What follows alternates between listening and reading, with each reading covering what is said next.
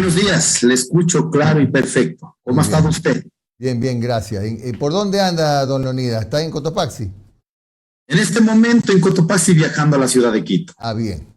No sé si Gracias. tenga algo que ver su viaje a la ciudad de Quito con presentar de alguna manera un respaldo, algún pronunciamiento de la CONAIE que tenga que ver con la movilización que ha sido anunciada para por el 15 de septiembre por parte del Frente Unitario de Trabajadores. ¿Hay alguna relación? En efecto, el día antes de ayer hemos reunido las organizaciones. Nosotros el día de ayer hemos reunido también con la Ecuarunari en la convocatoria que ha hecho en la Convención Unitaria de los Trabajadores. De igual como en la anterior jornada, vamos a participar en provincias donde podamos articular. En ese sentido, el día lunes también haremos una rueda de prensa conjunta con los compañeros trabajadores de estas organizaciones. Es decir, ustedes van a presentar un respaldo, pero no va a haber una movilización masiva, sino donde puedan, por ejemplo, Sierra Centro, por decirlo de alguna manera, de militantes de la CONAIE, ¿no? Así es, vamos a ir construyendo, como hemos dicho, las acciones que están haciendo en territorios de los hermanos arroceros, cacaoteros, los productores de la leche, de la cual también somos parte, productores de las papas. El día de ayer, los hermanos estudiantes, la siguiente semana, nuevamente de los trabajadores. Entonces, vamos, como está declarado en asambleas territoriales por parte de la CONAIE, entonces estamos trabajando frente a los problemas que no han sido escuchados por el gobierno nacional. Así que el día 15 también participaremos en esta jornada de lucha. Leonidas, ¿usted considera que el diálogo con el gobierno está cerrado? ¿No cree que todavía hay instancias para sentarse a conversar, que hay puertas abiertas, que hay canales para poder llegar a conversar con el gobierno del señor Lasso? De nuestra parte jamás hemos cerrado, jamás hemos mentido. Me parece que el gobierno nacional ha decidido transitar su gobierno a partir de infundar mentiras en contra de sus opositores que él considera. Me quedo asustado, asombrado, como las mentiras que el presidente de la República y que los medios nacionales han dado esta cobertura en esta idea de que nosotros estamos favoreciendo a los contrabandistas, a los narcotraficantes o a los ricos que ponen el mismo saco. Realmente, estas mentiras de que yo tengo que ver con el tema, o sea, que se ha puesto en el lugar del juez en este país, cuando sabe exactamente el presidente de la República que incluso había un autoatentado desde la Contraloría y el presidente de la República infunda mentiras diciendo que yo tengo que ver con la quema de la Contraloría o cuestiones así. Entonces, en ese sentido, por nuestra parte, no hay ninguna situación de cierre de este proceso de diálogo. Siempre el movimiento indígena, no solo en mi periodo, sino en todos los gobiernos de turno, siempre se ha privilegiado el diálogo, pero que en lugar de dialogar infundan mentiras, y ahí sí ya es decisión del gobierno nacional cómo ha decidido transitar en su gobernabilidad. A ver, si mañana, pasado, el lunes, el martes, el gobierno lo invita a sentarse a conversar, ¿usted sí va? En efecto, sí. En efecto, sí. Nosotros, por eso habíamos dicho, de noche a la mañana no se podía hacer. Hemos hecho los consejos políticos el día de ayer de la misma manera con la Ecuarunari. Se ha declarado en asamblea territorial y de la cual está consolidado también las propuestas a la cual enviamos la comisión para que puedan garantizar una metodología y que no simplemente sea un show, sino realmente los problemas más sentidos, como el incremento al precio de los combustibles, el problema de los créditos en el sistema financiero. Nuestros compañeros, no solo indígenas, sino la ciudadanía no puede pagar los créditos. Y en ese sentido, ¿qué tenemos que hacer? ¿Seguir quitando las casas? ¿Seguir quitando los carritos que sacaron con crédito? ¿O hay que dar una política que permita aliviar en el sistema financiero? Hemos dicho que un problema muy jodido para los territorios de los pueblos indígenas, el problema minera. Así también, ¿qué vamos a hacer con el bajo precio de los productos campesinos, de los agricultores, de los ganaderos? Mientras incrementa todos los precios industrializados, más bien la deflación ha sufrido absolutamente grande los sectores agropecuarios. Imagínense, la leche de alguna manera se vendía a 35, 40 centavos, ahora estamos vendiendo sobre los 25 centavos. Y eso no pasa únicamente por hacer cumplir en este caso el decreto que establece el precio referencial, sino comprometer con las industrias también, quienes prácticamente son los que deberían garantizar este pago. No está simplemente en el mercado, sino debe haber una responsabilidad de estos grupos también. ¿Qué está pasando con las políticas de flexibilización laboral? Todos estos temas hemos enviado a la comisión, a la cual más bien, como dije, en lugar de resolver sobre estos temas, más bien ha decidido llamarnos infantilistas, que somos agresivos, e instalar una política de desprestigio, como lo hizo el presidente Lenín Moreno. Dígame, ¿y no hay opción, no hay posibilidades de que entre la CONAIE y Pachacutic, por ejemplo, articulen las conversaciones para poder plantearle el diálogo al presidente de la República? Usted dijo hace poco que se ha producido, y es beneficioso, sí, se ha producido ya una coordinación, una unificación de criterios con Pachacutic, que es sin duda el brazo político pues, de las comunidades indígenas representadas en la CONAIE. ¿No hay posibilidad de que a través de Pachacutic se trace esa vía para dialogar? En efecto, eso no creo que pasa por intermediación, sino pasa por voluntad. En el diálogo seguramente estarán todos los compañeros representantes de la asamblea, las autoridades del movimiento Pachacutic y así también representantes de las autoridades de gobiernos seccionales. No pasa por la intermediación, pasa por la voluntad.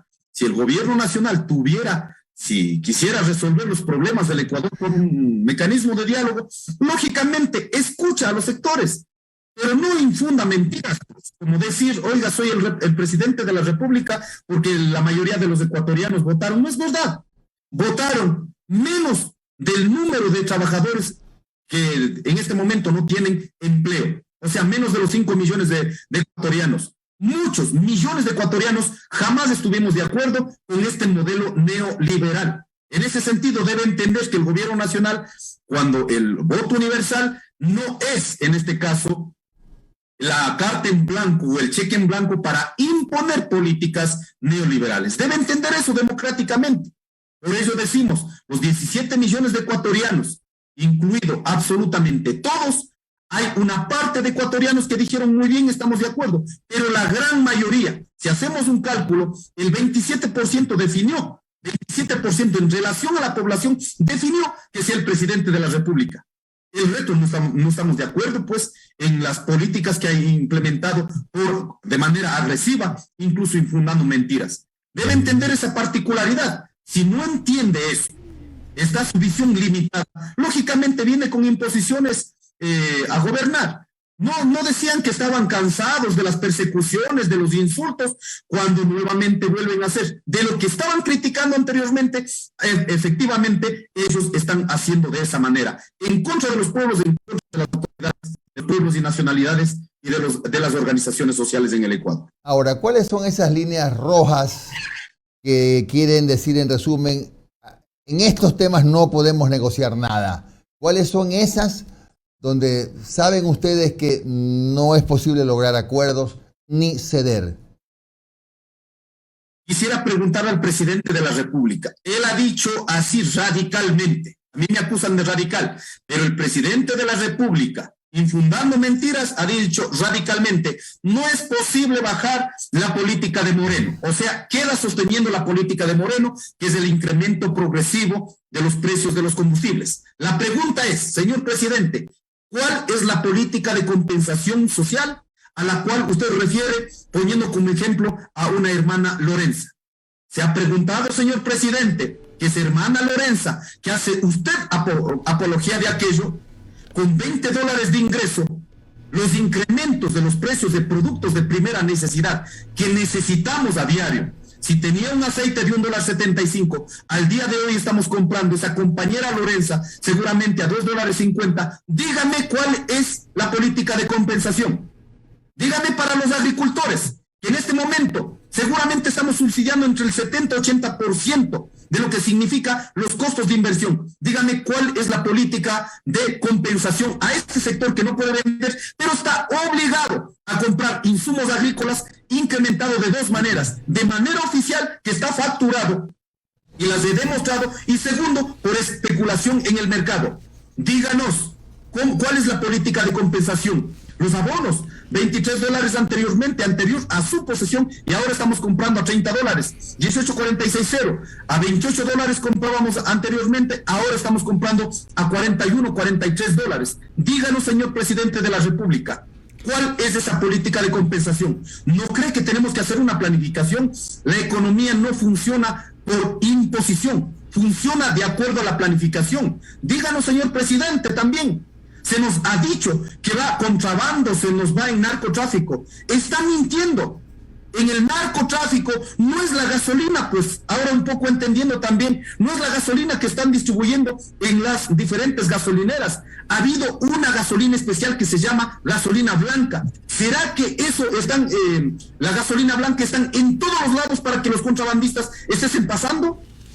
No mienta al pueblo ecuatoriano. Si hay en ese sentido, hay una utilización, pero no es pues la mayoría generalizada para que en este caso imponga una política a partir de estas referencias. Díganos, presidente, ¿no es mejor, en lugar de imponer una política que ha ido a acabar con las economías, no es mejor poner el quintil 1 y 2 que pague combustibles sin subsidios? ¿Por qué no transita realmente por los temas que realmente podrían resolver? Pregunto, señor presidente, ¿qué pasa con los 100 millones de pies, según el Banco Mundial, que se está quemando en los mecheros? ¿No es preferible eso más bien aprovechar para poder generar condiciones internas y garantizar los subsidios en el Ecuador? Ingeniero. Cuando usted habla de contrabando, ¿no cree que debemos preguntar estos 450,000 galones de combustible que se utilizan, en este caso en la generación de los procesos petroleros? ¿No cree que es un número bastante alto también? Díganos cuál es el porcentaje de contrabando. Todos estos temas permitiría aclarar al país y no infundar mentiras en contra de los dirigentes. Ingeniero Isa, buenos días. Omar Jaén le saluda. Ingeniero, hace 2 o 3 semanas hubo una delegación de alto nivel de Pachacuti que se reunió con una delegación de alto nivel del gobierno en Carondelet. Ahí no se llegó a nada, ¿no? En absoluto, para nada. Solo lo que habían quedado es en una posible planificación en adelante. Ya, y eso no ha ocurrido, no ha habido nuevo acercamiento, un WhatsApp, una llamada, nada, no ha habido nada más. En absoluto. Nosotros, por respeto, habíamos dicho, señor presidente, en 24 horas, de acuerdo a nuestros mecanismos democráticos reconocidos en la Constitución, artículo 95, habíamos dicho que no era posible en 24 horas establecer este mecanismo, porque tiene que haber representación de pueblos y nacionalidades, a la cual inmediatamente que recibimos dijimos, señor presidente, denos 4 días, recíbanos el martes, 4 días después. Pero, ingeniero, desde el gobierno decía, ustedes me quieren meter a 100 personas en el Salón Amarillo. También le respondían así. Por eso enviamos a la comisión, de acuerdo a nuestra lógica, que exista representación, entonces se pueda mirar el número de delegados, pero que no sea un pretexto público para decir me están poniendo estas condiciones. Por eso mismo se envía una comisión que permita garantizar con respeto de lado a lado, respetando a las estructuras organizativas nuestras, pero también debe entender que aquí no está solo la CONAIE. Está la FEN, la FENOCIN, la FENOG, el Frente Unitario de los Trabajadores, Frente Popular y la configuración del gran Parlamento Plurinacional en estos días que se ha ido dando y se ha ido unificando. Okay. Simplemente condiciones básicas, no ha sido condiciones políticas de pretensiones en absoluto, pero que de eso salga a decir el presidente de la República que hay un infantilismo, que hay una violencia, y culpándonos de nosotros el levantamiento de octubre, que solo infundan lo que exactamente ha hecho el expresidente Moreno, infundar la violencia en contra, en este caso, que ha perpetrado los manifestantes, y no hacerse cargo, que el señor presidente Lazo también fue parte de esa decisión. No hacerse cargo es un acto irresponsable. Ingeniero, a ver, escenario actual, en este momento no hay acercamiento entre ustedes y el gobierno y todo este conglomerado de organizaciones políticas y sociales. Perfecto.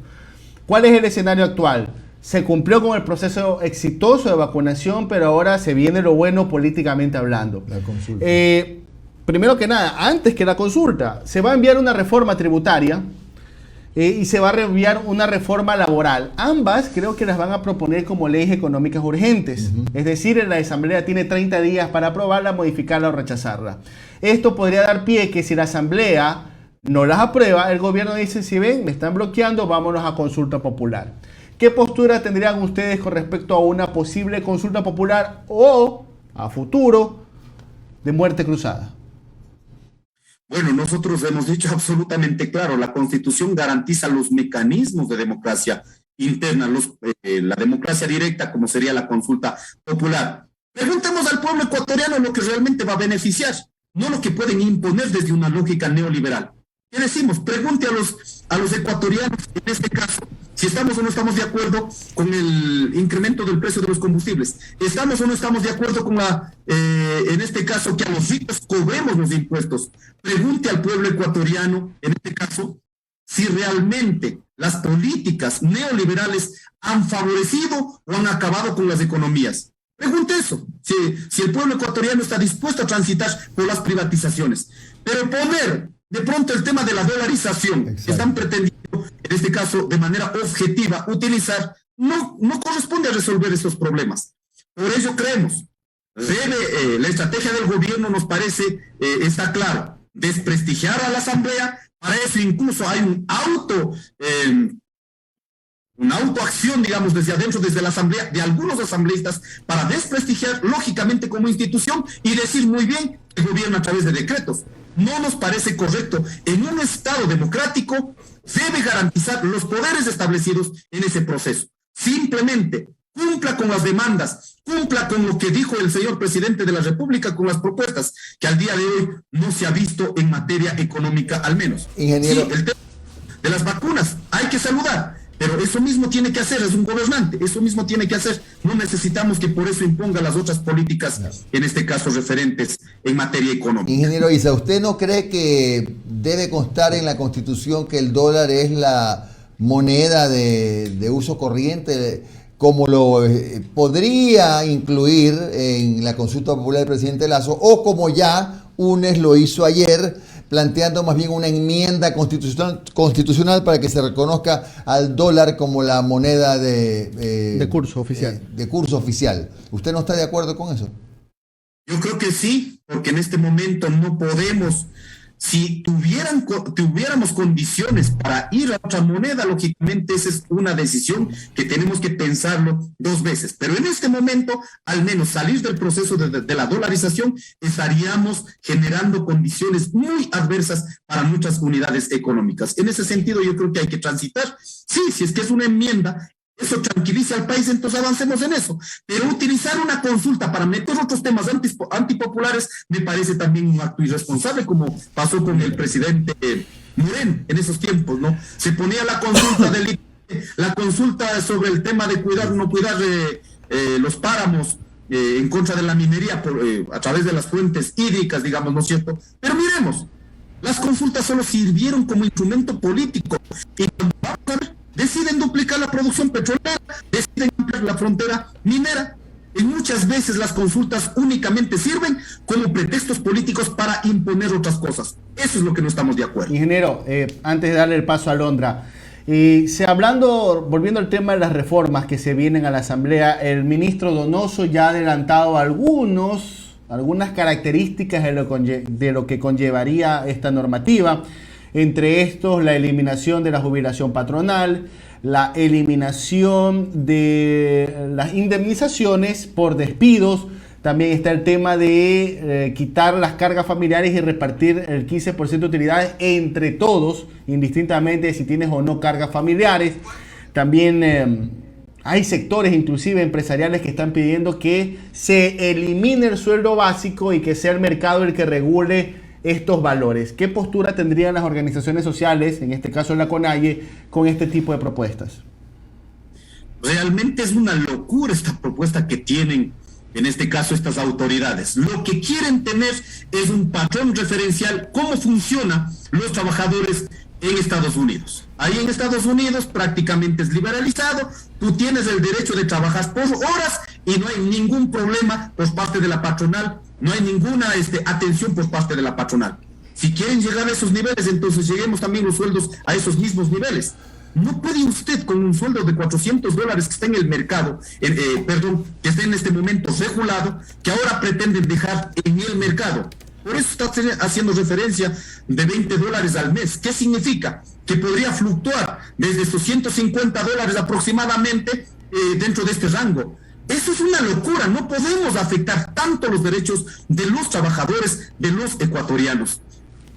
¿Cómo podemos infundar diciendo que si una empresa se quiebra, no tiene derecho a reclamar a los trabajadores ninguna, en este caso, ninguna, ya se me fue esta palabra, no importa, ninguna jubilación? Es una locura. Por eso creemos que los ecuatorianos, los trabajadores del campo y la ciudad, los agricultores, los ganaderos, todos los que en masa estamos siendo afectados, necesitamos unificar, capaz de que pensemos en una política que sostenga el beneficio de los trabajadores, porque somos nosotros, el campo, la ciudad, los trabajadores del campo y la ciudad, somos los que generamos la riqueza. Lo que está mal concebida en este país es que hay que garantizar, fortalecer únicamente las grandes empresas, porque ahí va a estar las plazas de trabajo, cuando está demostrado estadísticamente, de cada 10 ecuatorianos, uno da la gran empresa, de cada 10 ecuatorianos, uno del sector público, y de cada 10 ecuatorianos, 7 son por autoempleo. Y en ese autoempleo, muchas veces no hay ni siquiera sueldo básico. Miremos los productores de la leche, 1,5 millones de familias que seguramente ni sacamos para nuestro sueldo, para los que cuidan el ganadito, pero está ayudando a sostener 1,5 millones de familias. Ahí tenemos que dar, en este caso, un horizonte, como una política sostenga donde está la mayor cantidad de trabajo garantizado. Ingeniero, ¿cómo está? Le saluda Alondra Santiago, buenos días. Hablando de horizontes y hablando de líneas rojas, usted siempre ha dicho que se opone al avance de una firma de un tratado de libre comercio. Sin embargo, el horizonte del gobierno, lo dijo en una entrevista ayer, si no me equivoco, es que el objetivo está muy claro, dice Guillermo Lasso, que es suscribir acuerdos de libre comercio con las 10 economías más grandes del mundo al menos, entre ellos Estados Unidos, China, Japón, Corea, etcétera. ¿Qué piensa usted? Esa es otra línea roja que usted lo ha mencionado desde un inicio, ¿no? Así es. Presidente de la República, le pregunto, usted ha decidido transitar por el camino de Lenín Moreno.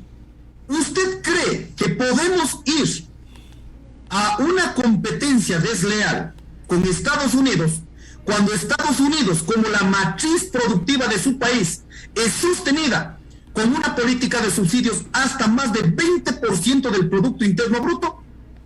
¿Es posible en esas condiciones ir? Cuando usted no puede sostener ni una política de subsidios en el Ecuador, ¿usted cree que podemos ir a un tratado de libre comercio cuando no hemos podido garantizar una política que realmente, si vamos a reducir los costos de producción en el Ecuador, que por lo menos hayamos podido controlar las fronteras de nuestros vecinos países? Usted se ha puesto a pensar, una cebolla que ya contrabandeado está en el corazón de las provincias a $5, pero nuestra cebolla vendiendo a $15 todavía no se recupera. ¿Usted cree que en esas condiciones podemos ir a un tratado de libre comercio? ¿O es que, dejando la especulación del mercado, están obligando a bajar los costos de producción? ¿Cómo se bajan los costos de producción? No pagando realmente el sueldo a los trabajadores. Pero ¿cómo es posible que aquí pretenda ir a un tratado de libre comercio, pero los insumos agrícolas están por los cielos? En esas condiciones es imposible ir a un tratado de libre comercio. Para que esto no sea una acción absolutamente desesperante, de manera inmediata, por concreto, debe haber una planificación integral, primerito, de nuestra economía ecuatoriana. Y en ese primer lugar debe estar la protección de la alimentación, la protección de la producción nacional, que de esto dependemos el 70% de los ecuatorianos. Eso debe ser la primera planificación del presidente de la República. Ahora, ingeniero, pasemos, ya sabemos las cosas que debe hacer el presidente, con quién debe hablar, pero ahora quiero hablar de la CONAIE y de esta organización y de los objetivos y el deber ser de esta organización. Pero voy a hablar de un tema que también nos preocupa como ciudadanos ecuatorianos, y es que el Austro está viviendo una nueva ola masiva de migración que algunos expertos incluso afirman que por motivos similares a los de finales de los años 90. Y yo le pregunto si la CONAIE también está preocupado por esta situación y si piensan o creen que pueden hacer algo con respecto a toda esta nueva ola migratoria que afecta, pero el futuro de muchísimas familias también, las que se quedan y las que se van. El problema central de las familias que se han ido, yo acabo de regresar de Estados Unidos. En este caso se conformó una organización, CONEUSA, en Estados Unidos. Participaron 12 pueblos. Imaginan lo que es 12 pueblos, en este caso que en los últimos 2 años, prácticamente la referencia del último año es mucho más jodido. En los 2 últimos años de pronto llegaron unas 300, 400 familias, pero en el último año, compañeros, en este año 2021, hay una agresiva masa de compañeros que están migrando a Estados Unidos. Muchos han perdido la vida, muchos todavía siguen desaparecidos. Nuestros hermanos no están yendo de vacaciones. Por eso el presidente de la República, que debe entender, es la consecuencia de los problemas económicos. Si en 1999 se dio el feriado bancario, significó en ese lapso de tiempo más de 2 millones de ecuatorianos fuera del país. En este momento se vuelve este pico por el mismo problema económico. Miremos cuántas familias que están en Estados Unidos, principalmente en Europa, están yendo porque no pueden pagar su crédito, no pueden pagar porque las cooperativas, los bancos privados, el Banco del Estado mismo están persiguiendo, quitando terrenitos, quitando carros, no pueden resolver. Por eso mismo se ha vuelto tan caro la vida, dicen mejor me voy aquí para poder enviar remesas al Ecuador y que podamos seguir garantizando la alimentación para nuestros hijos. El primer problema, si queremos resolver el tema de la migración, el primer problema es dar un alivio a la gente que pueda seguir trabajando en el país. No es simplemente los combustibles, no es simplemente el sistema financiero. El presidente de la República está obligado a responder en materia económica porque es una consecuencia de esto el fenómeno migratorio que en estos días están padeciendo las familias. Se conoce, más de 100.000 ecuatorianos en estos últimos tiempos se han ido a Estados Unidos. De estos, de acuerdo al reporte que en Estados Unidos hay un grupo de juristas que trabajan, más de 1.000 compañeros estarían en estos procesos o en las cárceles o están todavía no identificados o algunos incluso perdidos la vida. Ingeniero. Es un tema muy doloroso el tema de la migración. Ingeniero, y la última pregunta, hablando de alivios, hay muchas organizaciones, hay muchos sectores sociales que están también pidiendo cierto alivio al presidente, al gobierno en general. Entre ellos están los trabajadores del campo del Guayas, por ejemplo, y sobre todo los arroceros que afirman y han dado entrevista que a la final, vaya, para ser un poco exagerados, pero que está pasando, se están muriendo de hambre y no le están dando las soluciones. La CONAIE podría de alguna forma asumir o ponerse del lado también de esta lucha de los trabajadores aquí en Guayas. Absolutamente. En los próximos días bajo a reunir con los compañeros arroceros, con los compañeros agricultores. En ese sentido hemos convocado al Gran Parlamento y voy a trasladar a las zonas donde está, porque es un problema de los que producimos las papas.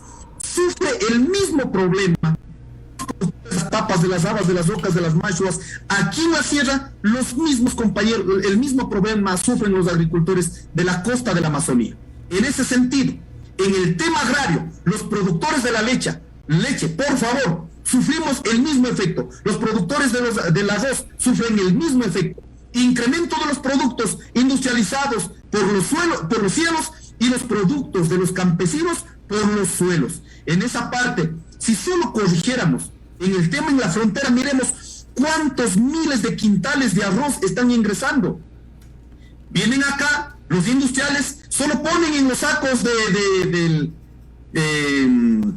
la marca del arroz de aquí de los ecuatorianos y vuelven a vendernos. Eso no es hacer patria, eso no es defender la agricultura, eso no es defender la matriz productiva. Si en eso podemos mínimamente corregir, seguramente va a estabilizar, en este caso, los precios para los agricultores. Pero mientras sigamos dejando eso como una cuestión normal y encima de eso poniéndonos pretextos que nosotros estamos favoreciendo a los contrabandistas, seguramente esto va a ir de picada más y más para abajo.